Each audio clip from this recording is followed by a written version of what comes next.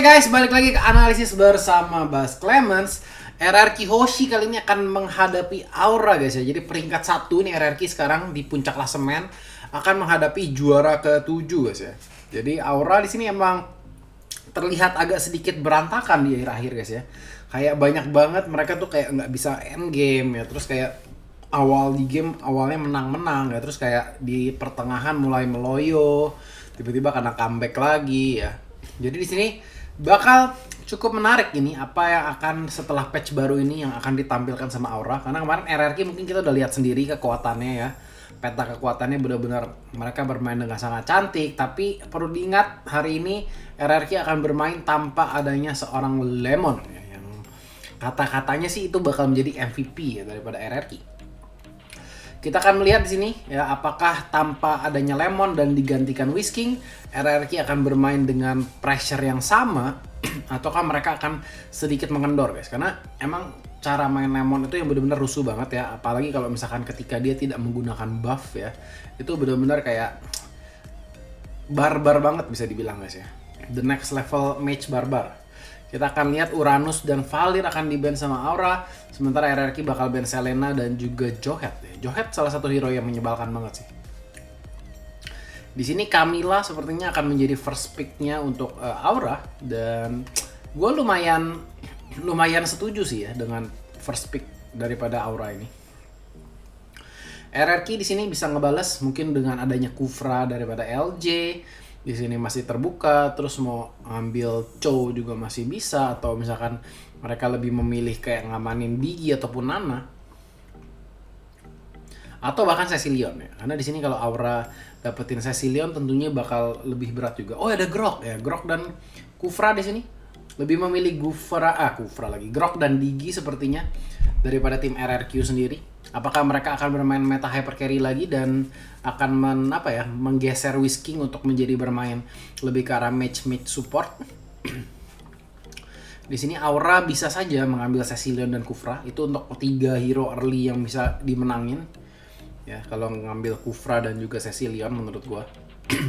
Karena pada saat Kufra Cecilion ini kok digabungin, itu bakal susah juga di sini buat seorang Grok buat melarikan diri gitu. Apalagi kalau misalkan Diginya dicucuk sama Kufra, terpaksa dia menggunakan ultinya karena di combo sama Cecilion, itu ultinya Digi gampang banget buat dipaksa buat di pop up. Dan ternyata anak-anak Aura lebih memilih Chow dibandingkan Kufra. Bisa dimengerti juga di sini. Mungkin mereka punya perhitungan lain, tapi mungkin gue lebih suka ke arah Kufra itu untuk di picknya. Dan RRQ pickan ketiga akan mencoba mengambil Kimi. Jadi kayak mereka Cecilion range hero, RRQ juga akan mengeluarkan range hero-nya. Mungkin di sini RRQ, Grok, Digi dan juga Kimi akan jalan bersama-sama untuk mendapatkan objektif demi objektif. Tapi kita bakal lihat aja nanti. Pasti ada satu carry lagi di sini yang sepertinya Kiminya entah bakal dijadiin ngambil blue buff atau bahkan support aja guys ya. Hanya untuk memberikan pressure di awal. Kufra bakal di-ban sama anak-anak Aura, sementara RRQ Hoshi ban ketiga masih harus nge-ban hero core-nya. Kari, One, Link masih bisa di-ban ya. Link masih kebuka banget di sini. Ini menurut gua Aura pakai Link bagus sih. Kalau Aura bisa dapetin Link menurut gua suatu poin yang lumayan banget. Misalkan dapat Link sama offlaner-nya, mungkin Tamus itu ya, Link sama Tamus itu bakal kuat. Atau bahkan Link sama siapa nih? Link sama Baxia mungkin bagus. Jadi Chow-nya yang jadi offlaner-nya. Dan Sylvana di sini bakal jadi shadow pick sama anak-anak RRQ ya, yang kemarin tuh baru di buff di patch baru ini, seorang Sylvana. Tapi sepertinya apakah yang akan dijadikan pilihan sini? Sylvana sepertinya bakal menjadi final pick untuk pick keempat anak-anak RRQ Hoshi. Sementara 2 pick terakhir dari Aura ya udah nggak ada Link. Xbox di sini bakal digunakan kah? Dan kita akan melihat bakal ada Funstrong bermain Cloud dan ada tambahan Tamus mungkin. Wah, jadi ini Cloud-nya benar-benar disimpan untuk saat-saat terakhir, sementara awal-awal benar-benar berfokus pada Cecilion, Carmilla, dan juga Xbox mungkin buat memberikan harassment. Di sini gue suka sama draft pick-nya Aura. Gua nggak tahu apakah di sini RRQ akan mempunyai damage yang cukup di early game untuk memenangkan. Mungkin di sini mereka akan berpikir untuk mengambil apa ya, inisiasi split push terlebih dahulu. Ini awal yang kurang gue suka sih dari pikan RRQ ya. Tapi kita lihat aja seberapa efektif mereka bermain. Karena di sini LJ dengan groknya tentu bukan kaleng-kaleng, bisa bukain map dengan enak. Dan R7 mungkin bakal main apa nih? R7 main Sylvana kah? Oke, R7-nya main grok ternyata ya. Jadi LJ yang bakal main Sylvana. 3 flame shot sekaligus ya. Jadi hero rusuh daripada RRQ adalah Sylvana, Digi, dan juga Kimi. Sementara Darkness, Clover bakal combo match, mungkin dicampur sama seorang Phoenix. Godiva-nya bakal menjadi offlaner, Van Strong masih dengan meta hyper carry-nya seperti di sini. Ya, dari draft pick sendiri gue lebih suka Aura, tapi kita lihat aja karena emang di sini kita dibandingkan performanya itu RRQ bakal jauh di atas Aura. Kita akan langsung saksikan saja ke dalam in-game-nya. Oke, kita lihat di sini ya, setelah di resume ya, ternyata Whisking akan mengambil buff birunya dan Sin sepertinya akan mengamankan buff merah di sini. Jadi kita lihat kalau misalkan dari RRQ bakal mengambil satu buff masing-masing, sementara kalau Aura sepertinya masih berharap untuk mengangkat Van Strong sendirian di sini. Van Strong yang bakal ngambil 2 buff sekaligus, Clover akan mengalah. Jadi kita bakal lihat apakah di sini lagi-lagi meta hyper carry bakal bisa dikalahkan. Karena dari tadi ya, EVOS tadi menang pakai meta hyper carry, kemarin RRQ juga menang pakai meta hyper carry. Kita bakal lihat di sini Whisking ya, mungkin dia pengen memberikan early pressure dengan adanya Kimi dengan dengan adanya blue buff. Kita lihat di sini inisiasi daripada anak-anak Aura agak sedikit terhambat boleh dibilang ya, karena di sini mereka nggak berjalan secara bareng-bareng. Mereka masih awal-awal terlalu sibuk untuk nemenin Cloud-nya ngebuff dulu. Sementara kayak damage Cloud di awal emang nggak ada rasanya. Kita lihat Phoenix mencoba untuk clearing wave secepat mungkin dia bisa guys ya, karena di sini pada saat Phoenix nggak punya kemampuan buat clearing wave itu bakal dimanfaatkan sama Whisking dan juga seorang Digi itu situ untuk memberikan pressure terus ke arah bawah.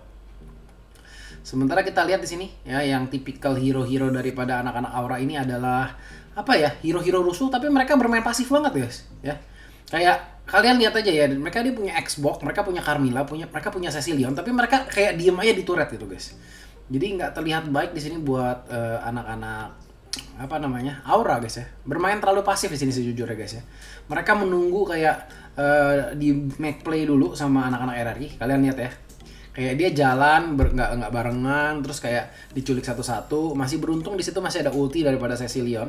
Dan kalau mereka mau nungguin rusuhnya, nunggu Van Strong jadi itu bakal lama banget.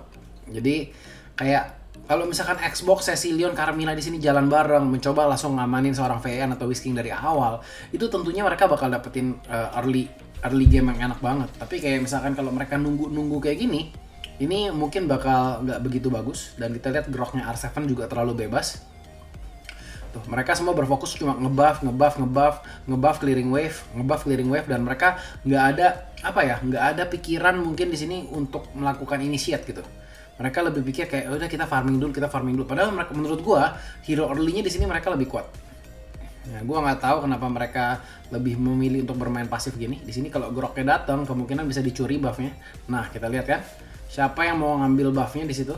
Ya, Sin yang langsung bakal mengambil karena dia juga di sini Sin udah udah punya retribution, sementara anak-anak daripada Aura nggak ada yang punya retribution.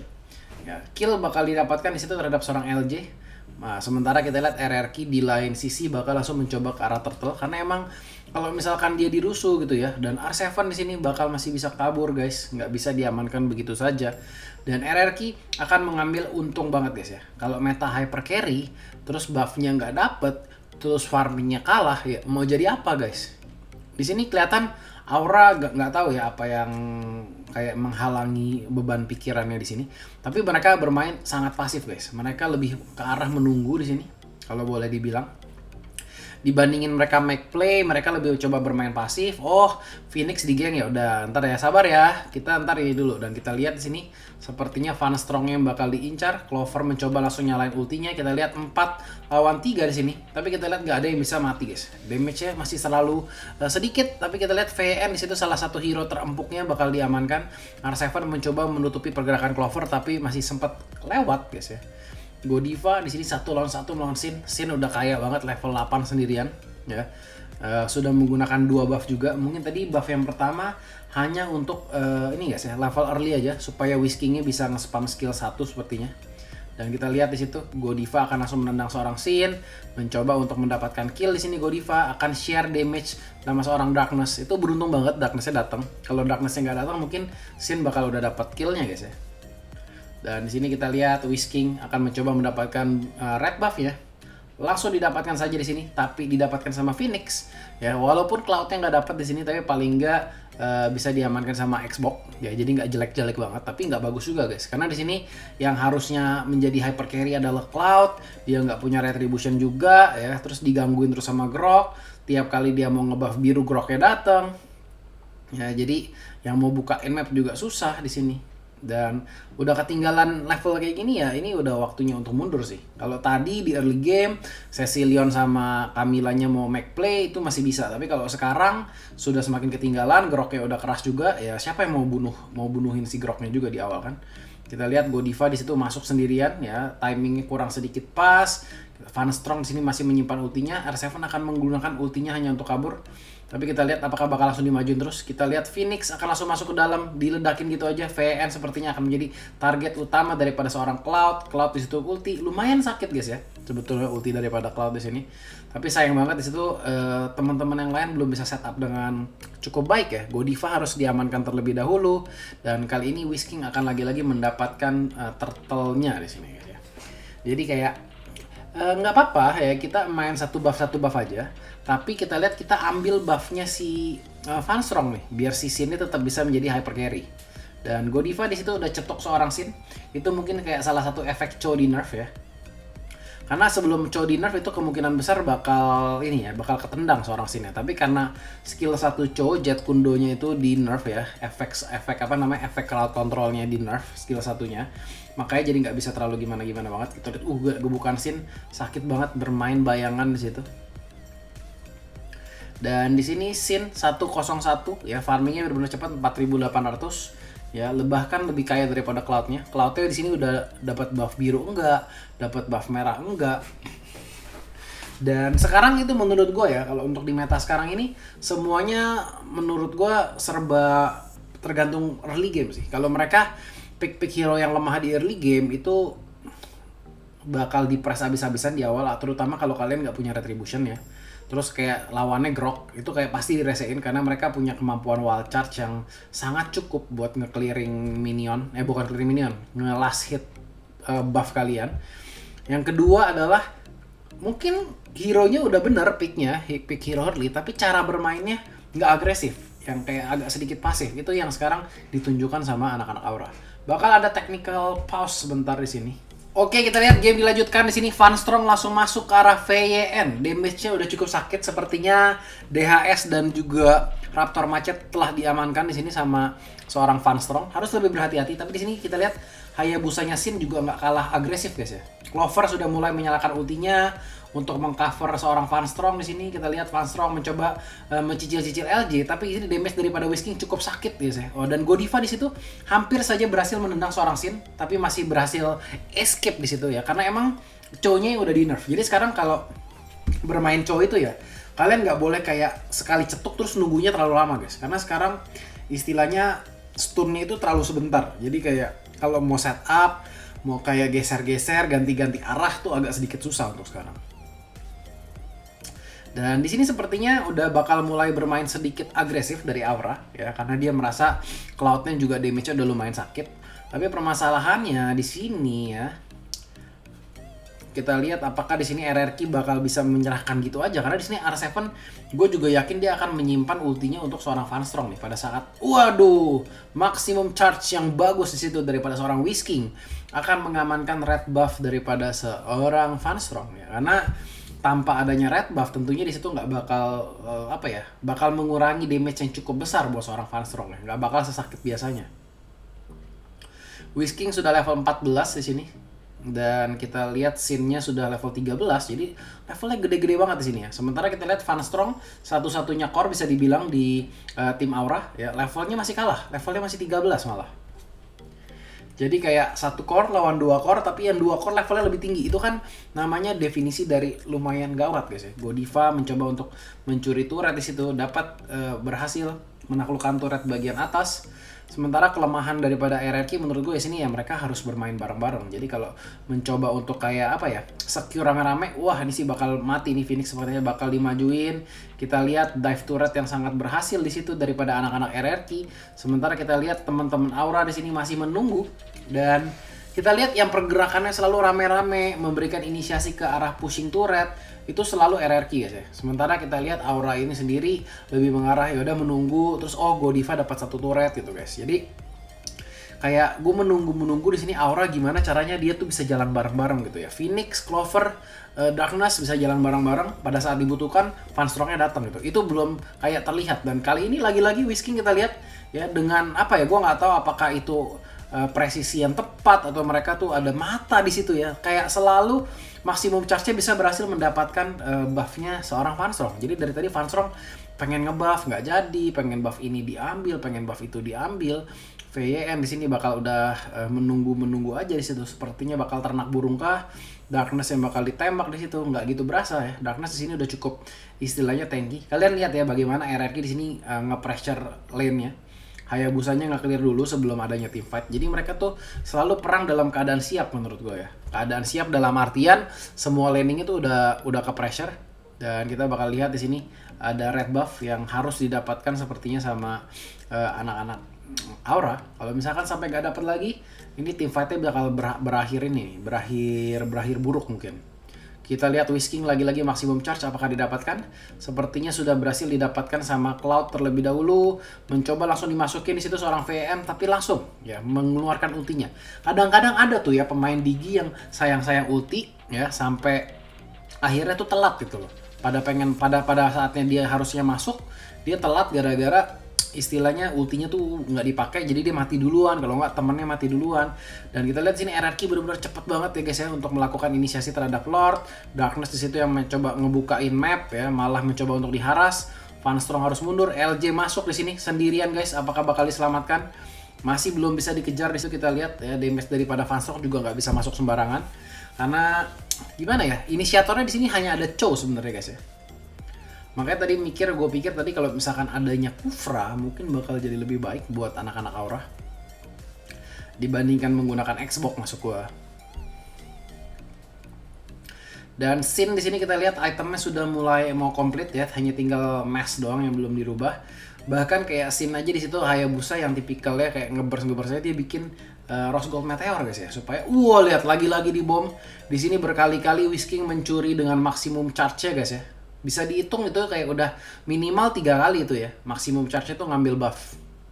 Dan di sini kayak permainan sniper, di sini pakai sepatu cooldown kayaknya. Pokoknya maksimum charge-nya nggak berhenti nih kalau boleh dibilang. Ya pokoknya sedikit-sedikit maksimum charge, sedikit-sedikit maksimum charge. Kalian boleh lihat lah antar item Whisking apa ini, mungkin full cooldown ini guys ya. Bam tuh, tiba-tiba udah nembak lagi. Kayak delay-nya tuh cuma 10 detik gitu.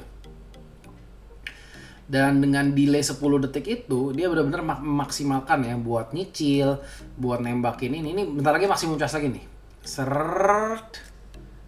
Dar tuh. Gua tuh udah apa tahu gua timingnya guys ya. Pokoknya kira-kira setiap 10 detik keluar maksimum charge-nya guys. Nah, kita lihat satu persatu turret akan dihancurkan di sini. Sepertinya bakal ada yang terjebak di situ, mungkin dari seorang Digi bakal mati terlebih dahulu. Sin mencoba dimajuin, kita lihat Funstrong akan datang, tapi kita lihat damage-nya nggak bakal cukup sepertinya. Ulti bakal di pop up, hanya mengenai seorang R7, nggak ada rasanya sama sekali. Funstrong apa yang dilakukan di sini akan harus mundur, ditarik sama Sylvana dan nggak bakal dikasih lepas sama seorang Whisking. Double kill di sini. Apakah akan menjadi triple kill? Whisking maksimum charge door, kenanya Phoenix nggak jadi triple kill, dan RRQ di sini akan mendapatkan banyak banget guys. Phoenix masih mencoba untuk clearing wave secepat mungkin. Gimana caranya supaya anak-anak RRQ nggak bisa end di saat ini juga? Sin melakukan Shadow Kiru di sini akan dibawa ke base. Masih bisa melarikan diri sini, kita lihat Darkness bakal coba untuk nge-stun Sin masih bisa kabur tapi akhirnya bisa diamankan, dan sepertinya game pertama akan langsung dimenangkan sama RRQ. Ini menurut gue highlightnya gini ya, Kiminya Whisking main cooldown itu maksimum charge terus-terusan, selalu ngambil buffnya musuh guys ya. Jadi kayak itu yang saya sangat mengganggu daripada Cloud sih. Dari tadi yang Cloudnya pengen farming, pengen dapat buff, selalu diambil sama seorang Witch King. Yang padahal kalau boleh dibilang nggak ada yang ngebukain, nggak ada yang ngebukain mapnya gitu. Gue nggak tahu apakah itu kayak feeling aja atau ngitung timing gimana, tapi kayak hampir selalu tepat gitu guys ya. Kayak udah minimal 3 kali tuh buffnya dicuri pakai maximum charge. Jadi gitu aja analisisnya, semoga kalian suka. Jangan lupa tinggalin like, subscribe channelnya, share ke teman-teman kalian, dan gua Bas Clemens. See you di match berikutnya. Bye bye.